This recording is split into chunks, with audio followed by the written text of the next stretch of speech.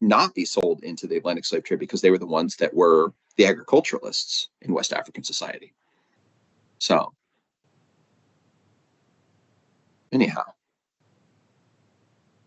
all right. If nothing in that document otherwise speaks to you, where do we go from here? What do you guys want to talk about? What's in the other documents? What speaks to you? What did you learn about the Atlantic slave trade from any of these other documents? Stephanie, go ahead, please. In the first document, The Journey to Slavery, Mm-hmm. I thought it was interesting how he would see these things happening to others, and he probably never thought it would happen to him.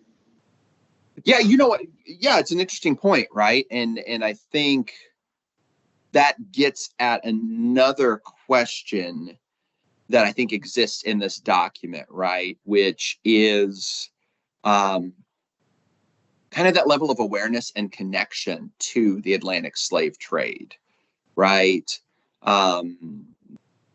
Or even the African trade for that matter. This kind of question of if you're not a criminal, if you're not a debtor, if you're not a prisoner of war, right?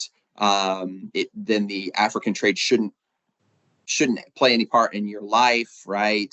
In addition to that, right, the Atlantic trade seems like it's so far away for people who are inland, like a lot of Equiano is, then maybe there's no thought of it touching your life. But I'll be honest with you, I think this document actually shows us that the Atlantic slave trade has started to kind of leach into the inland regions. And I don't know if any of you thought the same thing.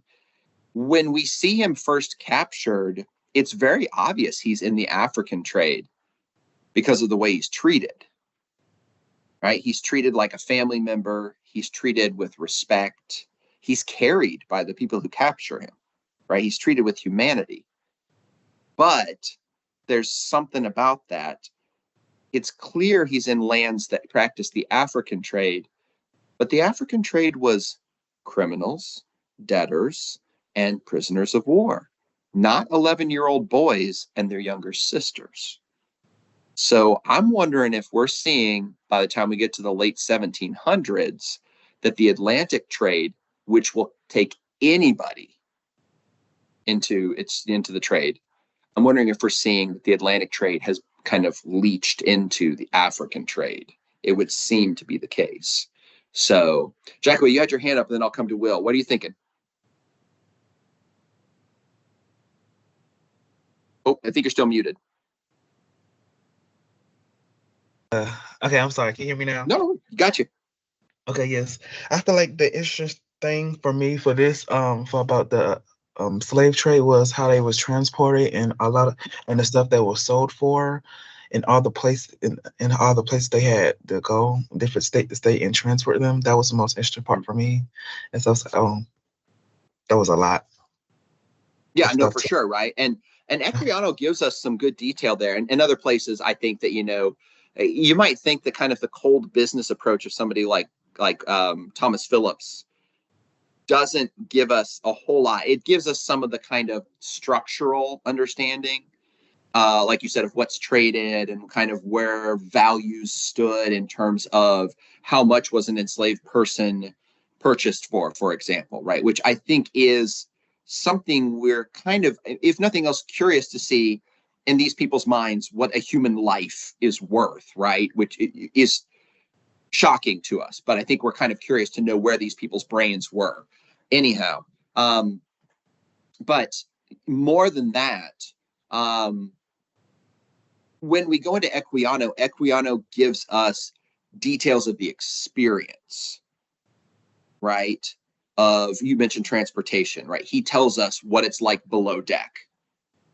And it's every bit as bad as any of us, could have imagined in our minds, probably worse when you get down to it. And he paints a picture of what the institution of the Atlantic slave trade is like when the very first thing that happens on the ship that he's on is that a white crew member is beaten to death by the other white crew members because he did something foolish that could have risked a slave mutiny on board the ship, right? And that, all of a sudden we get a vibe about the Atlantic slave trade. We all knew it was there already, but we definitely can pick up the ruthlessness, the cruelty of this institution really quickly through its description. So I want to come back to that in just 2 seconds, because I want to kind of tell you, I have the benefit of having read the full autobiography multiple times. And as a result, I can tell you a bit more about how that fits into the larger scheme of his autobiography. And I want to do that here in a second, but I want to hear what Will has to say. So what I was going to say is, before he got shipped off on the boat, is that while he was still over in his origin place, he was treated nice by everyone, regardless of who he was getting sold to. Like, it was more of, they were using them for a singular purpose, and then they were trading them off, not keeping them for like a capitalistic point of view where they were just holding on to them and holding on to them and holding on to them, seeing them as more as tools. But for this one, they're seen more as people to help fit the one cause, and that's it, and not used for a capitalistic point of view.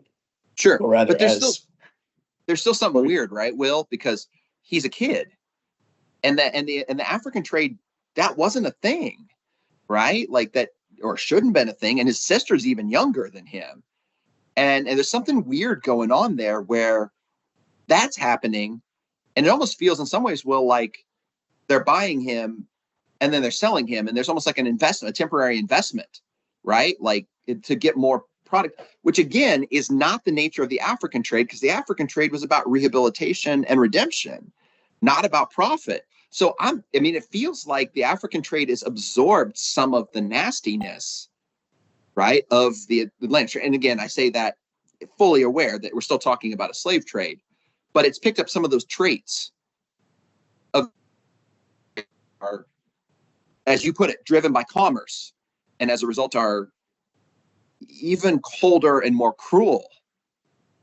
right, because of that. Yeah, I think you've got a very valid point there. I like it. And weirdly enough too, right, like I don't know, I'll stop, because I think I could take off on like a 10-minute series of questions there that come into my brain, and I'll stop there. Anyhow, other thoughts about Equiano before I kind of relate to you, put kind of what Jaco said inside of the larger context of this autobiography. Other thoughts about Equiano's work, Equiano's writing?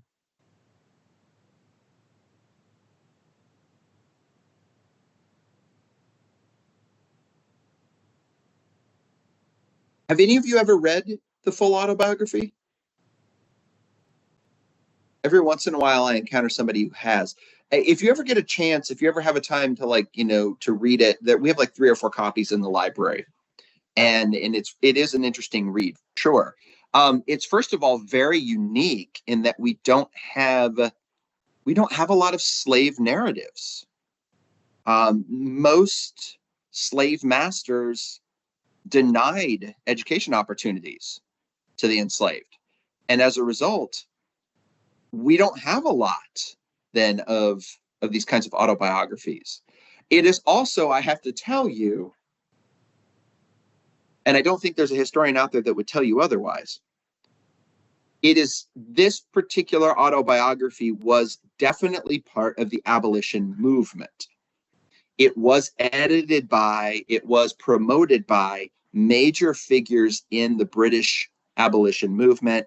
Therefore, we've always made the assumption, and I think correctly, that it was poured over by major figures like Wilberforce and so forth, trying to offer up something that would legitimate the abolition movement, that would promote the abolition movement.